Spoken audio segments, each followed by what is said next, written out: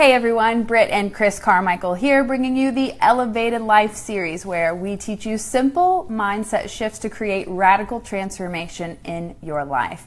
Because as we always say, it begins within, it starts in the mind. And today's topic is how to begin your meditation practice so that you can start taking control of the show and stop letting your mind play games with you. Now, this is one of those questions that we get asked a ton, and I don't know why, but we never covered it before. And, meditation... Yeah, this is like your topic. Yeah, so... Like, Chris is the meditation guru.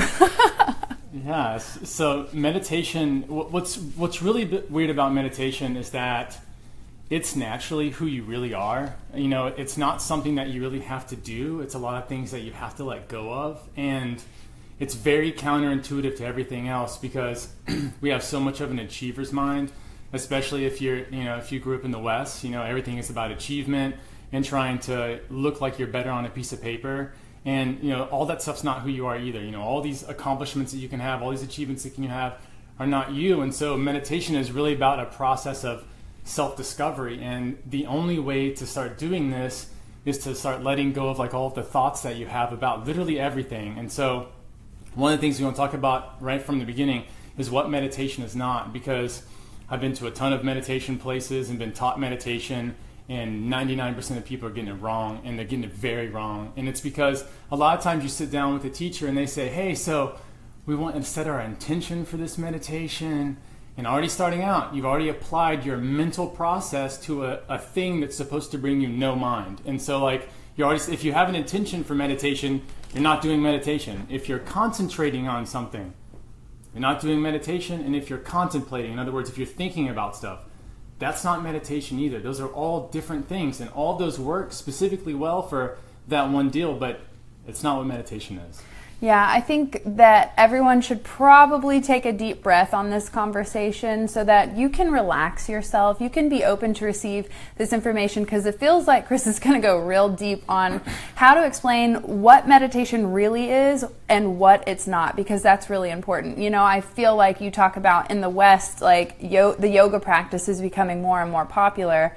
But what Westerners think yoga is hot, skinny pants and turning up the temperature and jamming out to good music, right? And stretching. But really, yoga means union. It's that connection with your spirit. And what Chris is talking about, meditation, means no mind. It means that you're present in the moment, that you're actually experiencing life, and you're not projecting with your mind, your mental movies of how it should be, or comparing it to something else, or living in the past, or worrying in the future before it even gets here today. Meditation is all about living in the moment. So I want to share with you at the end of this how you can make a moment-to-moment meditation practice. You can live every single moment in meditation where you're not I have to set 20 minutes aside to practice meditation.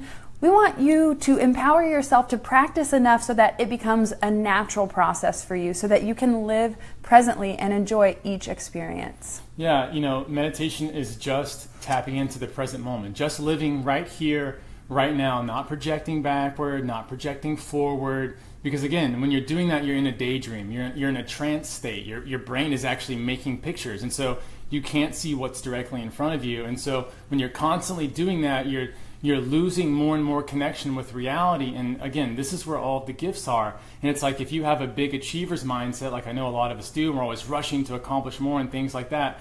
When you actually have an achievement, it's very, very short-lived.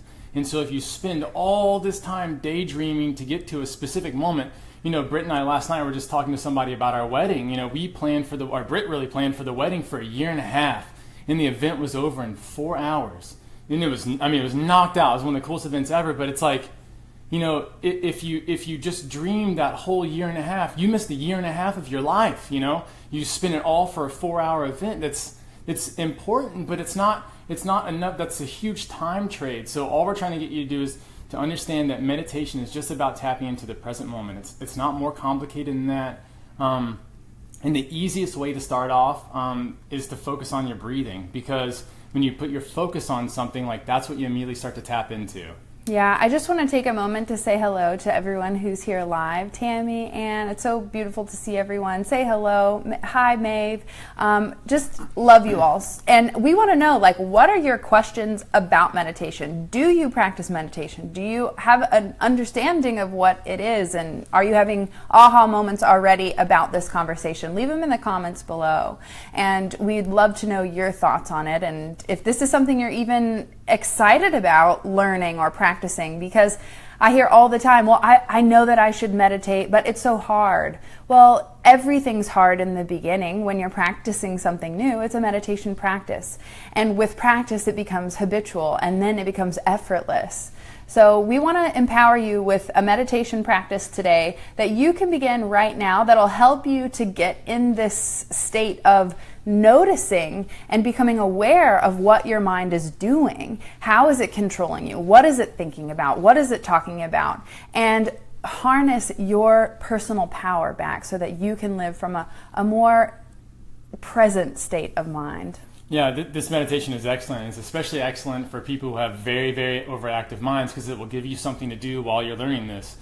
True meditation doesn't have any technique. So eventually what you're going to want to do is drop all of the techniques that we use. But in the beginning, it's helpful to have sort of a paradigm to kind of look at it with. That way you can experience it. Again, eventually the techniques won't matter. So this one is a Zen meditation. I learned it from studying Zen. And that is you count the breaths, count the exhale from 1 to 7. So one breath, so in, outs, 1, in, outs, 2, in, outs, 3, up to 7.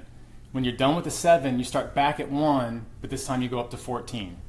The next cycle, you start back at 1, you go up to 21. So it's multiples of 7.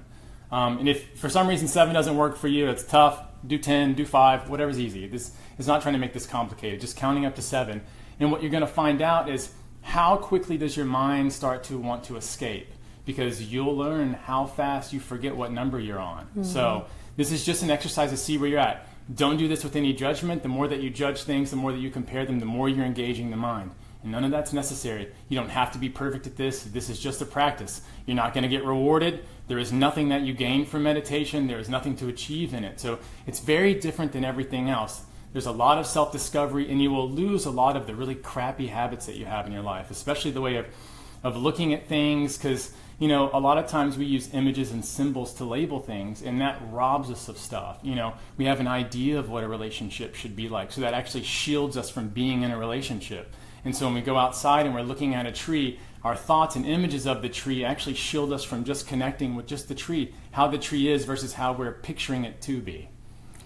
Exactly. So I think that, you know, really focusing on your breath isn't meditation, but like Chris said, it's the perfect way to notice and understand how your mind engages. And when it, like working out is another way for me where I become aware of when my mind is like, I'm done, I don't want to do this anymore, I quit, especially in plank pose. You know, like your body can handle so much more than when your mind gives up. And meditation is a practice, a tool to understand how your mind is acting and thinking and reacting rather. Yeah, and it doesn't matter specifically when you do it. If you want to be consistent, it's easier to do the same time every day, just because your body build starts, a habit. Yeah, you'll start building that habit. And I like to link it with other stuff. For me, I either like to do it like yoga practice is really about a meditation because it's a breathing practice the whole time. But at the end of a yoga session, or if you work out at the end of a workout, it's the perfect time. And just sit there, sit in a comfortable position. If you're flexible, you know, you can swing that way. If you're not, it doesn't really matter. Just sit, be comfortable, and just be with yourself. Just let feelings are going to come up, thoughts are going to come up, let them be there. No judgment, no running with them. Just let them come up, because you can really start to notice, what's my mental condition right now? Like, how am I really feeling about the world? Until you get silent like this, you don't really know. You're just running with all the thoughts as they happen. You're just being triggered by multiple things. And so doing this, you start to kind of relax. And you start to kind of, you get in the flow, and you're like, oh, so that's how I feel. I need to bring awareness, you know, and some concern to these areas of my life. Yeah, Anne says she does a 5-minute meditation after her tarot reading in the morning. I think that's beautiful to begin to cultivate that time with yourself, because like Chris said, there's always so much activity happening in the mind unless you've learned to harness it and quiet it down. And there's always so much busyness happening in our lives. So it's really important that we set aside time. Because it's a hard practice, you need to really create and foster an environment that allows you, like maybe you do it in a hot bath because it's like finally quiet. You lock the door, don't let anyone in, and you practice just being present and feeling and just being aware. Yeah, in the beginning, it's important to remove the distractions, because the more distractions that there are, the more difficult that it is. The mind will jump to that and start thinking about this thing. And if the laundry's going off, or the phone rings or something like that. So try and get yourself into a spot where you don't have to deal with that. I mean, if you have to shut yourself in your car, I mean, that's what you have to do. It's fine.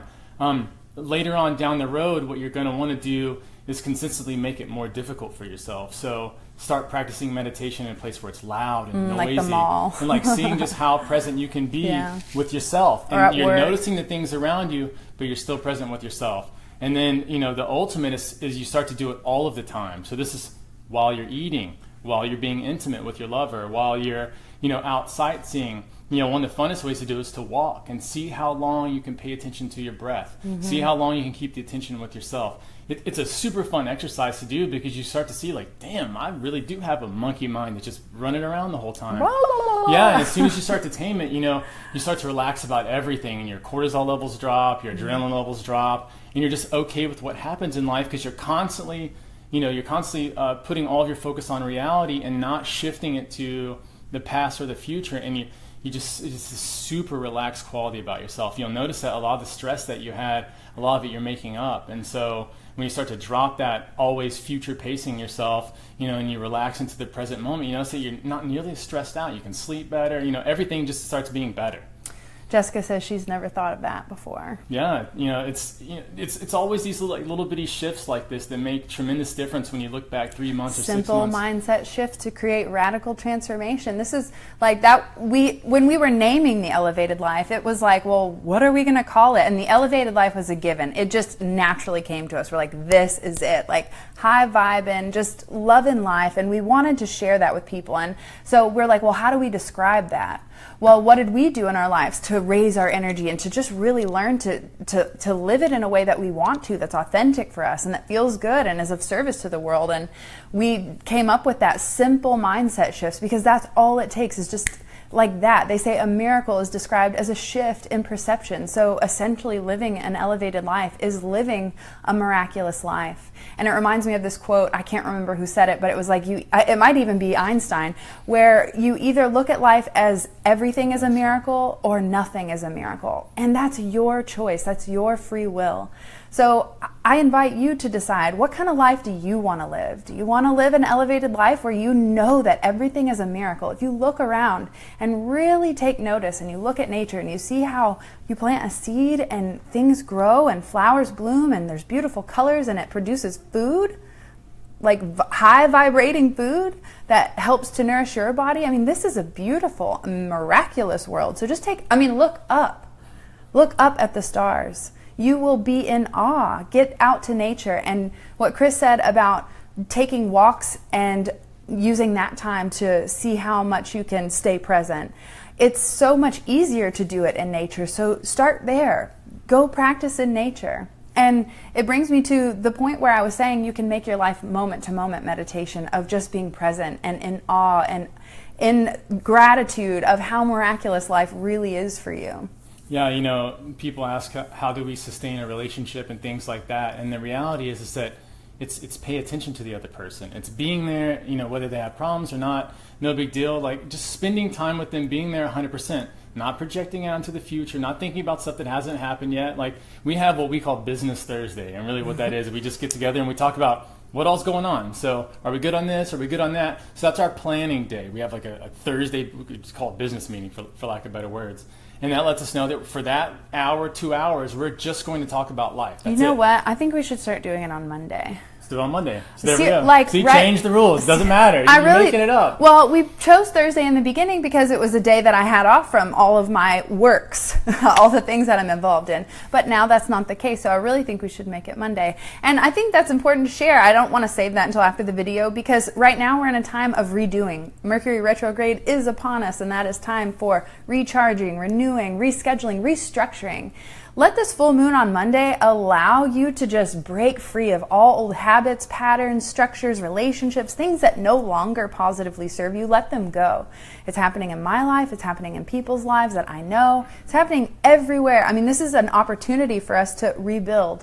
And so I just felt like sharing, like, hey, we should update our rules. This is how we do it. Yeah, and we'll just change it. And if that one doesn't work, we'll change it again. It's never like you saw. It's really quick. And this is real life. This is actually happening. And so, yeah, it's not planned. You're real. Yeah, and I think it's important to see people like, don't be so addicted to everything that you do. Like, be able to change and maneuver, and then it makes stuff easy because we'll do it, and if for some reason Monday doesn't work, we'll just continue to shift it around. If the old way worked better, we'll swap it back to that. There's no skin in the game here. We just change it, and if it works, it works. Yeah, it makes me think about like when I'm layering our sandwiches, like you always have an opportunity to rebuild it. Like sometimes I'll put the lettuce down and then stick everything on the lettuce. Like, does that make it less soggy? Like trying to figure out how to make the perfect sandwich. Like apply that idea to your life and you'll live the perfect life because you decide how it goes. Yeah, and the important thing with talking about how our business meeting works is that like that's the time when we project. We said, how good has this week been or this month been? Can we change things up a bit? How we like it to be in the future? And then that's it. We let go. As soon as we figure out kind of like, okay, we need to address these things. These things are coming up frequently, so we need to put some effort into there.